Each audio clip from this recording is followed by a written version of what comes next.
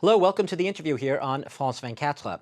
Well, when a series of uprisings suddenly erupted last year across the Arab world, many in the West were taken off guard, and they were wary at first.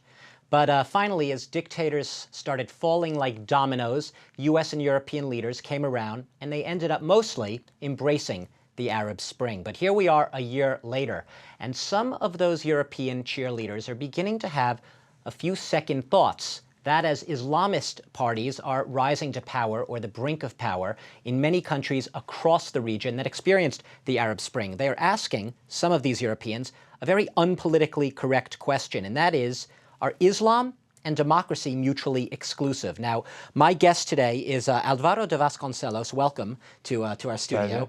You are the director of the European Union Institute for Strategic Studies. And you basically say that very question, are Islam and democracy incompatible? You say that question is wrong. It's the wrong question to ask. It's the wrong approach. You say Europeans should be asking, basically listening better to these new voices, these unfamiliar voices, and trying to help. Now, I'm going to ask you about that in a second, but I really want to start with what's in the news today, and that's Syria. We are at the deadline day. Bashar Assad was supposed to pull his forces out. Kofi Annans, the sponsor of the peace plan, says it's still alive, but a lot of people are skeptical. The violence continues. Now, you, in a new book called Listening to Unfamiliar Voices, you make the case, basically, for timely and decisive proactive action.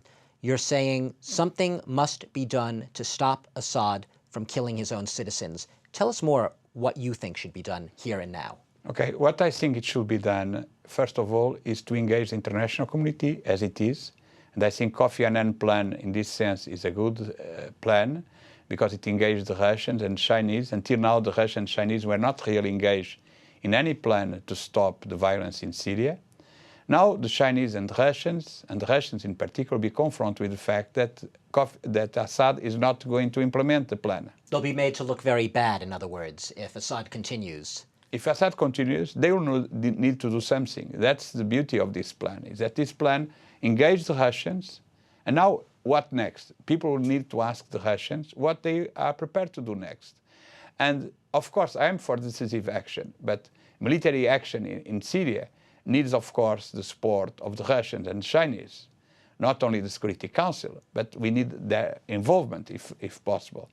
And if this is the case, and if they have accepted this plan, and if they want to be accepted as global players and responsible powers, they will need to tell us what they are prepared to do after the plan fails. Are you optimistic, however? I mean, that all sounds very logical when you say it. Are you optimistic, however, that in practice is what's going to happen? Will Russia actually drop its support of Bashar Assad? I think Russia will be in a very difficult position if Assad does not implement the plan. And we know he's not going to implement the plan. He wants to go on killing his own people. He's trying to have more time to kill his own people, to gain time, and he's not implementing the plan. So what will be the Russian position? Uncomfortable for a country that is a permanent member of the Security Council, a country that wants to play a global role, that considers itself an important international player, and the plan that they have support is not being implemented. So we need to ask the Russians what they are prepared to do next. I have the conviction if the Russians will drop their support to Assad, Assad will not perhaps need to intervene militarily. Assad will understand that the possibility of military intervention is there, and he will try to find a compromise. What is not a compromise meaning leaving power? There is the idea that there is a Russian plan, and the Russian plan would be reform under the same kind of regime, to change things for nothing to change. The famous Ghetto Pardo quotation. A little bit like what we saw in Yemen. We saw in Yemen, a kind of Yemen plan, a kind of vice president, someone that could take power and will say Assad is no more there, but it's still the same group. Now that, of course, will be a problem for the opposition. You talk about, in your book as well, the idea of the responsibility to protect. We saw this concept invoked in Libya, the responsibility, namely, to protect civilians. Assad clearly does not seem to be protecting his own civilians now. Who should be there? Who should be protecting them? Of course, what has happened is that Libya war didn't went well, and the responsibility to protect has suffered from the Libyan operation, in the sense that there is a kind of backlash in relation to responsibility to protect. People are doubting if the concept can be still applied in Syria. The Russians would call it responsibility to kill. The Russians were saying that, but also the Indians and Brazilians have a lot of doubts. And you know, the Brazilians now came to this idea of responsibility of protecting in the moment you are protecting. The process of applying the responsibility to protect, you still need to protect. I think this is a good idea, that the Brazilians are also engaged in the discussion how to implement the principle of responsibility to protect after the difficulties of the Libya case. And I think that now there is a possibility in Syria, again, to apply the concept of responsibility to protect in new circumstances. The same ones we had in Libya. Obviously, we could talk about Syria all day. I do want to move on and touch on the points in your book here. The concept of, in Tunisia, in Egypt especially now, we have seen the rise of Islamist parties. Not everyone in Europe is very happy about that. Some are openly fearful. Yet you say very clearly they are not incompatible, Islam and democracy. Explain that a little bit, the concept. Now, I think it's clear the following. When we saw people in Tahrir Square in Europe and the United States, we said they look like us.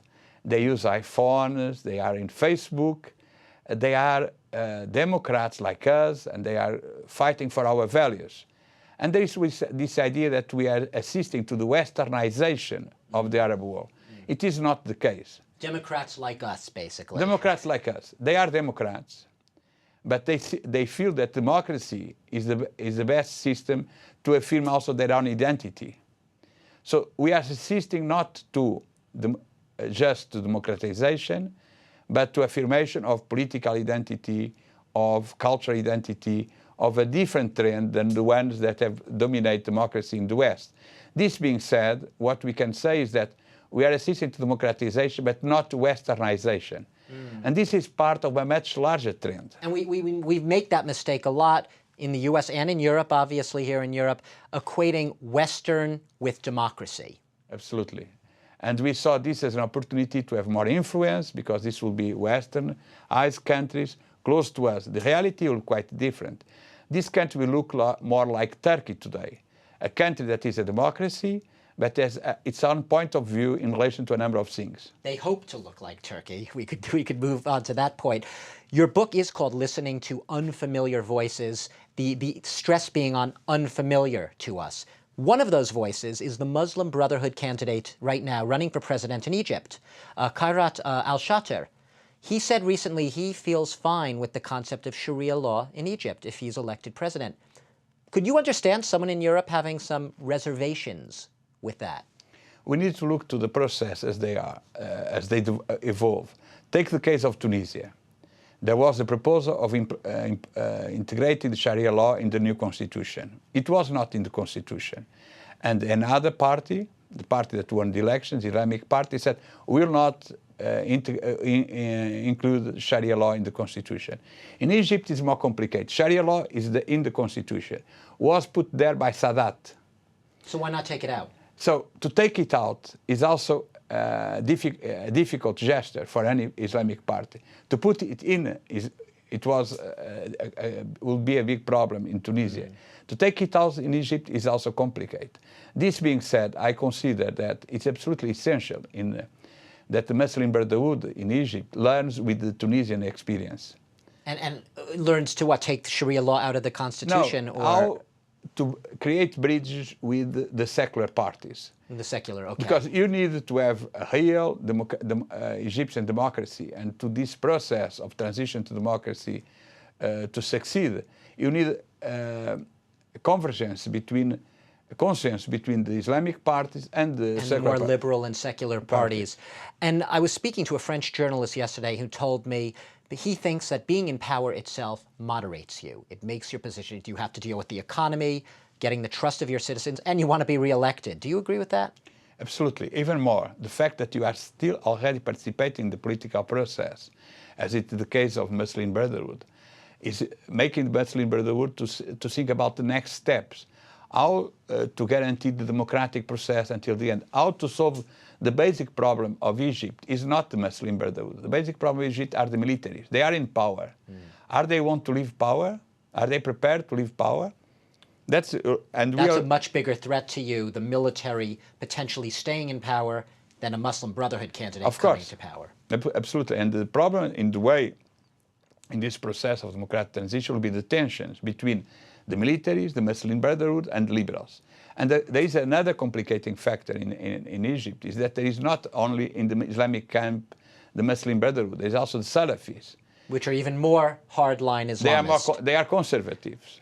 More conservatives, more hardline, if you want, than the Muslim Brotherhood. We are out of time. In a word, do you see 5-10 years down the road more Islamists in power across the region? Do you see it a more moderate region? I see a more democratic region. I'm convinced that Tunisia will be the first consolidate Arab democracy, and I think this will be a trend that will take time. I see in Egypt a very complicated process because the militaries are in power, but a very good chance for democracy if there is consensus between the Islamists and the seculars. If we do the right things in Europe and the United States, it's not to divide them. And that is the main point. Alvaro de Vasconcelos, thank you very much. You are the author of a new book, Listening to Unfamiliar Voices, those voices being the very ones now coming to power in the Arab world, the countries of the Arab Spring. Thank you very much for being our guest today and sharing your thoughts, some optimistic thoughts about the future. Thank you. Thanks to all of you for watching the interview here on France 24.